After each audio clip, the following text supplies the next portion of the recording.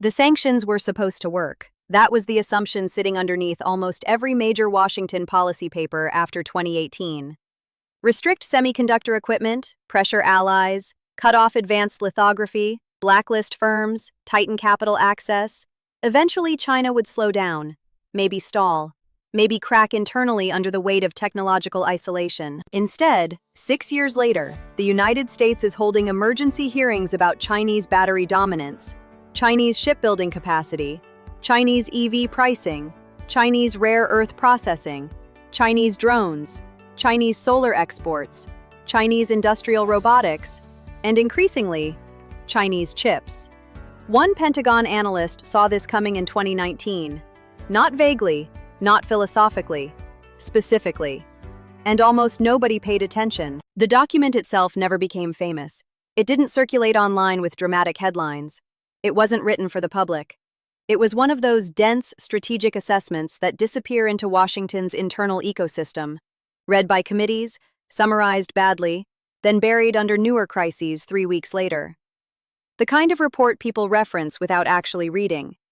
But buried inside it was an argument that feels almost uncomfortable now because of how precisely it mapped the next 5 years. The analyst's core warning was simple. America was misunderstanding what China was trying to become. Not a copy of Silicon Valley, not another export economy, not even just a military rival. A fully integrated industrial civilization with state-backed coordination across energy, logistics, manufacturing, education, finance, and strategic technology. That sounds abstract until you attach numbers to it. China today produces more than 50% of the world's steel, over 75% of lithium-ion batteries, dominates rare earth refining, launches commercial ships faster than the US can maintain parts inventories, and installs industrial robots at a pace that has started alarming German manufacturers. In EVs alone, Chinese firms filed so many battery patents over the last decade that Western automakers quietly shifted from competing directly to partnering where possible. And this is where the story becomes strange, because the Pentagon analyst wasn't arguing China had better engineers. He was arguing China had a system willing to absorb inefficiency today in exchange for strategic leverage 10 years later. That's a very different thing. American markets usually punish excess capacity. Chinese planners often encourage it if they believe long-term dominance sits on the other side. Washington called many of these sectors economically irrational back then. Oversupplied, subsidized, unsustainable. Then those irrational industries started swallowing global market share. Biden alone now sells more electric vehicles globally than most Western executives privately expected possible this early. SAT became so dominant in battery manufacturing that even companies trying to reduce China dependence still rely on Chinese chemistry and processing somewhere in the chain. SMIC, despite export controls, kept moving through process nodes Washington believed would take far longer. There's a darkly funny detail in all this. In 2020, several American analysts described Chinese semiconductor efforts as years behind. China responded by building more fabs. This is apparently one method of disagreement. But the report's most important insight wasn't about technology itself. It was about time horizons.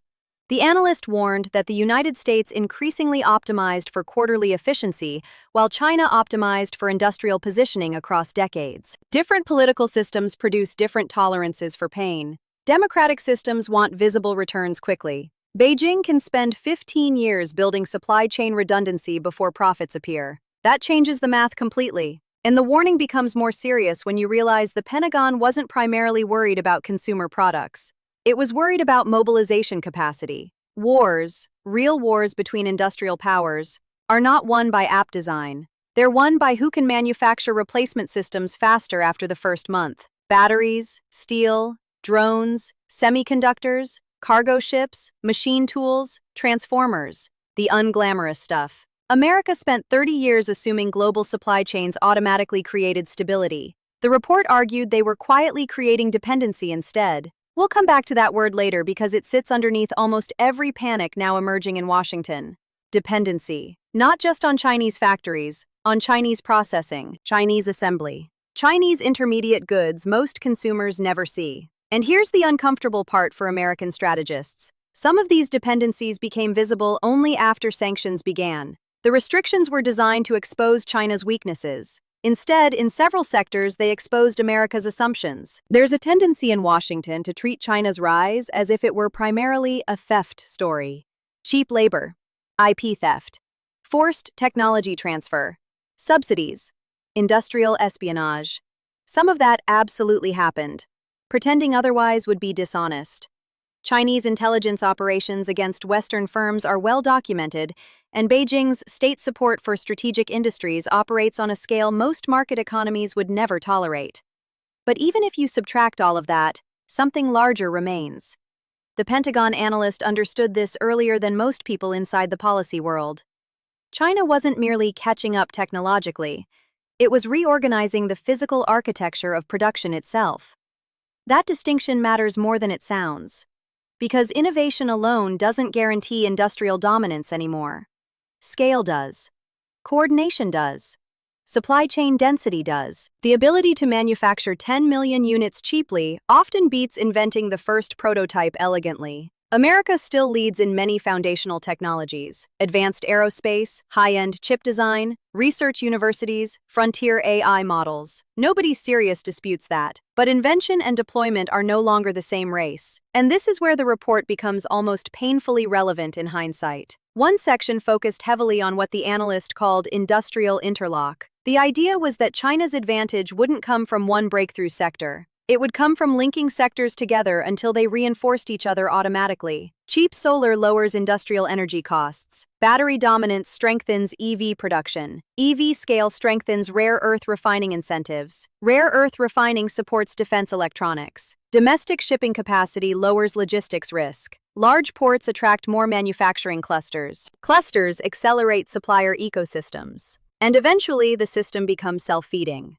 That's the part many Western economists underestimated. They analyzed industries individually, while Beijing treated them as connected infrastructure. Look at drones. Most people know China dominates consumer drone manufacturing because of DJI. Fewer realize how deep the ecosystem underneath it became. Batteries, motors, camera stabilization systems, magnet supply chains, low-cost sensors, precision assembly networks.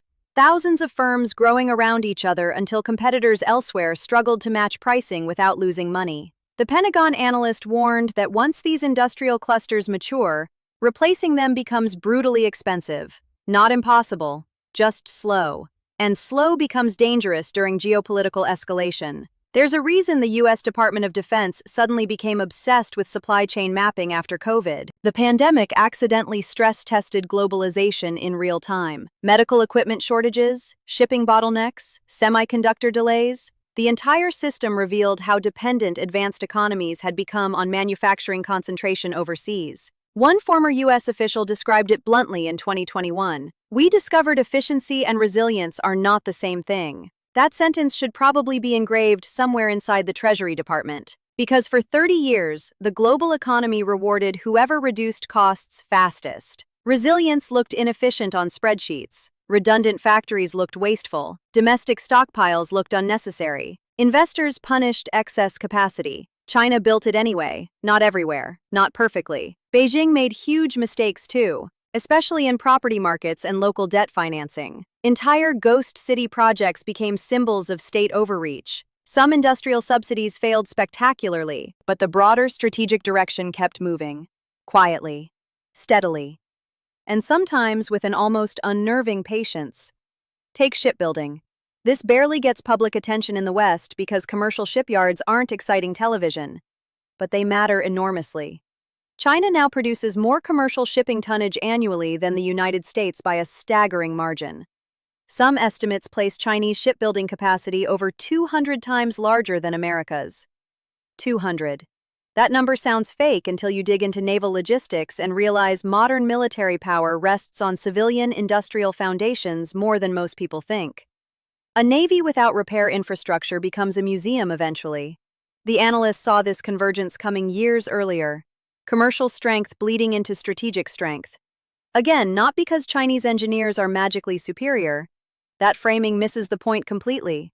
The real advantage came from alignment. Banks aligned with industrial policy. Provincial governments aligned with manufacturing targets. Universities aligned with strategic sectors. Infrastructure aligned with export corridors. Even inefficiencies aligned. Meanwhile, the American system increasingly fragmented itself into disconnected incentives. Wall Street wanted short-term returns. Corporations wanted lower labor costs. Politicians wanted visible wins within election cycles. Consumers wanted cheaper goods. National security planners wanted industrial independence. Those goals do not naturally coexist. And once you see that tension, you start noticing something odd in recent American policy. The U.S. government is slowly beginning to imitate parts of the system it spent decades criticizing. The CHIPS Act, the Inflation Reduction Act, strategic mineral stockpiles, domestic battery incentives, export controls coordinated with allies, massive industrial subsidies wrapped in national security language. Washington still calls this a free market approach, which is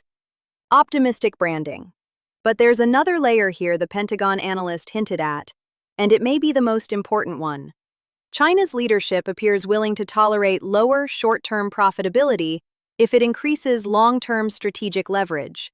American corporations usually can't do that for very long without shareholders revolting.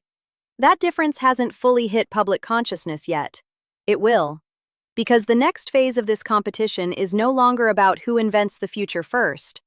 It's about who can afford to manufacture the future at civilization scale. By 2023, something awkward started happening inside Western policy circles. The conversation shifted from, can China innovate? To, how do we reduce exposure without detonating our own economy? That is a completely different discussion. And honestly, it's the strongest evidence the Pentagon analyst was right. Because once policymakers begin talking about de-risking instead of decoupling, they're admitting a deeper reality. The integration already went too far. The dependencies became structural. Take rare earths. The phrase sounds exotic, almost futuristic, but these materials sit inside very ordinary things. Electric motors, missile guidance systems, wind turbines, smartphones, radar equipment. China doesn't necessarily mine all of them domestically in dominant quantities anymore. What Beijing controls overwhelmingly is the refining process. The dirty, chemically intensive middle stage most countries outsourced years ago because environmental costs were politically unpleasant, which looked efficient right up until strategic tensions increased. There's a pattern here the analyst identified early. The West often outsourced industries it considered low margin or environmentally inconvenient, then acted surprised when those industries became strategically essential later. Solar panels were another example. For years, many Western governments treated solar manufacturing as economically secondary. China treated it as industrial infrastructure. Subsidies flooded the sector. Excess capacity exploded. Prices collapsed globally. Western firms struggled to survive. At one point, Chinese companies were producing so many panels so cheaply that competitors elsewhere accused Beijing of destroying profitability intentionally. Maybe they were. And here's the reversal that complicates the entire story. Some of these Chinese policies genuinely were inefficient in narrow financial terms. State-backed lending created waste. Provincial competition duplicated projects. Local governments chased production targets even when demand projections looked shaky. Western critics weren't hallucinating those problems. But the Pentagon analyst's point was that strategic systems don't always optimize for immediate efficiency. They optimize for endurance, scale, and leverage during future instability. Different objective function entirely. That's why many American assumptions aged badly. Washington kept evaluating China through quarterly economics, while Beijing increasingly behaved like a civilization state preparing for prolonged systemic competition. Not war necessarily, just pressure. Persistent pressure. And once you frame it that way, several strange decisions suddenly make more sense. Why continue funding semiconductor development despite sanctions? Why overbuild EV capacity even when margins tighten? Why keep expanding port infrastructure across multiple continents through projects connected to the Belt and Road Initiative? Why pour resources into industrial robotics while youth unemployment rises? Because from Beijing's perspective, industrial dependence creates geopolitical insulation. A country deeply embedded in global manufacturing becomes harder to isolate without damaging everyone else too. That's the mechanism. And there's another uncomfortable layer underneath it. The United States helped build this system. American corporations spent decades transferring manufacturing capacity abroad because the incentives made sense individually. Lower labor costs, faster scaling, higher margins. Consumers benefited too. Cheap electronics, cheap appliances, cheaper retail goods across almost every category. Nobody designed the outcome deliberately. That's what makes it historically interesting. The Pentagon analyst wasn't describing a single strategic failure. He was describing thousands of rational economic decisions accumulating into a strategic imbalance nobody fully intended. One factory moves overseas, then suppliers follow, then tooling expertise follows, then workforce specialization follows. Eventually, entire industrial ecosystems migrate. Slowly at first, then all at once. There's a revealing example most people missed during the semiconductor panic. When the U.S. imposed tighter export controls on advanced chip equipment, policymakers assumed China's bottleneck would primarily be technology access. Partly true, but China's response focused heavily on expanding domestic tooling ecosystems, materials processing, packaging capabilities, and engineering pipelines simultaneously. Not just chasing one breakthrough machine. That matters because advanced manufacturing systems behave like webs, not ladders. You can't dominate one node forever if the surrounding network keeps thickening elsewhere. SMIC still trails companies like TSMC at the absolute frontier. Chinese lithography still faces serious constraints. The United States still possesses enormous advantages in software, chip architecture, aerospace systems, and high-end research capacity. This is not a China wins, America collapses story. Anyone framing it that way is oversimplifying for clicks. But the analyst's warning was subtler and probably more important. If industrial ecosystems continue concentrating inside China faster than they diversify elsewhere, then over time the balance of strategic flexibility changes. Not overnight, gradually. The side with deeper manufacturing depth gains more room to absorb shocks. COVID exposed part of this. Sanctions exposed more. The clean energy transition is exposing even more now because electrification requires massive physical production chains. Copper, batteries, transformers, processing facilities, grid infrastructure. The future suddenly looks very material again. And that creates a strange ideological tension inside the United States. For decades, American elites described manufacturing decline as the natural evolution of an advanced economy. Move up the value chain. Let others handle assembly. Focus on finance, software, design. But modern geopolitical competition is dragging physical production back into the center of national power. Not romantically, practically. Which raises a question Washington still hasn't fully answered. If America now understands the problem, can its political and financial system tolerate the kind of long-term industrial coordination required to respond? That may be the real reason the 2019 warning matters now. Not because one Pentagon analyst predicted China's rise perfectly, he didn't. Some timelines were off, some sectors evolved differently than expected. China still faces enormous structural problems: debt saturation, demographic decline, capital flight pressure, local government financing crises. These are serious constraints, not footnotes. But the core diagnosis held. The United States was competing against a system playing a longer game than most American institutions were built to handle. And you can actually see Washington slowly realizing this in real time. The language changed first. Politicians who once spoke almost exclusively about free markets began talking about industrial policy, strategic autonomy, reshoring, friendshoring, supply chain resilience. Pentagon planners started caring about container ships and transformer production again. Treasury officials began discussing economic security as national security. That sentence alone would have sounded strange 20 years ago. The irony is almost impossible to ignore. America spent decades telling the world state-directed industrial planning was inefficient and distortive. Then China used state-directed industrial planning to dominate sectors the future economy increasingly depends on. Washington's response was industrial policy. History has a dry sense of humor sometimes. But here's where I think the conversation still misses something important. This competition is not just about technology leadership. It's about societal patience. Can democratic systems sustain expensive, long-term industrial strategies when the political reward cycles are so short? Can public companies prioritize national manufacturing depth when investors demand quarterly performance? Can voters tolerate higher costs for resilience they may never visibly notice? Those are harder questions than who builds the better chip.